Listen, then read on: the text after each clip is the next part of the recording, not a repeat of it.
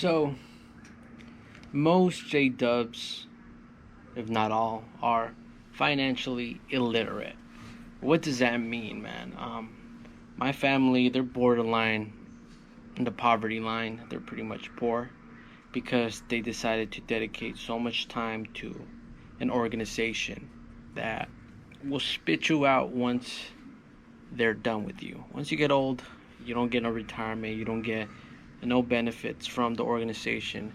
Therefore, you dedicate so much time, so many days, so many hours of your life, just to serve a what's it called, a printing press.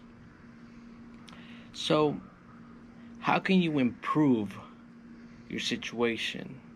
How can you be more financially stable? Today, I'm gonna be just talking about like a quick little 5-minute video about once you leave the organization, or even if you are in the organization, it doesn't matter. How can you improve your life situation?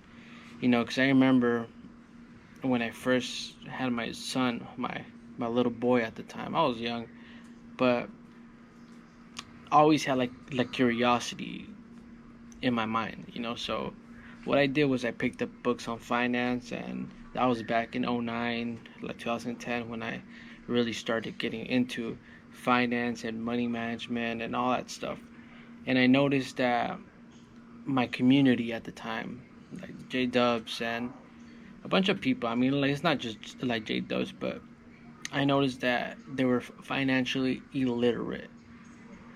And I noticed that the organization was financially savvy. I mean, they invest in real estate, they have their own farms, they have uh, properties, they invest in stocks, they invest in all that stuff. They diversify their money that they get from you. They put into the mutual funds, all types of accounts to make a certain percentage back. So my question at the time was, why aren't we taught financial literacy in an organization? Because a lot of brothers, a lot of people struggle day to day, and especially if they dedicate so much time to an organization. Like, the only thing the organization tells you is, do not focus on money. Money is the root of all evil. Meanwhile, give me some money. Give me some money. But I'm not here to bash. Let's talk about how you can improve your financial situation. So there's a few books that I read. One of them was the one that really impacted my life was The Richest Man of Babylon. That book, it taught me to save 10% of what I earn. So it doesn't matter how much you earn, save 10% and always pay yourself first. See, at first I didn't believe this. I was like, oh man, like 10%. And I'm like, it's gonna take me forever to do that. But the years go by, and if you keep on saving 10% and then bump it up to 15% and then eventually like 25%, you will have a nice stash. A nice stash for a rainy day in case things like this happen, like the quarantine, this whole people out of jobs. You're able to sustain yourself for 6 months, a year, 2 years, depending on what you do. But always pay yourself first. Something that we were never taught. We were always taught to look at money as a bad thing, but money is a tool. The organization, like the organization, knows money is a tool, which is why they invest in multiple streams and they get income and ROIs off different platforms. They're smart with their money. You also have to be smart with your money, whether you're J-Dub or you're planning to leave like the organization.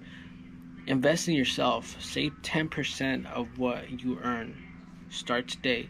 Eventually, once you have that cushion that you need, to save for a rainy day, then save up money to invest.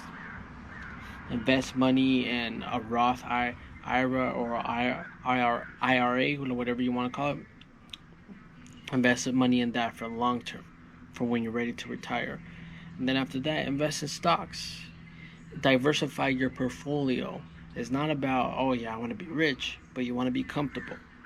Whether you're J-Dub or not, whether you want to leave the organization, you do this for the long term. That way, when we get older, we have something to rely on, because of our investments. But enhance your life, guys. Save money, invest it after you have your cushion.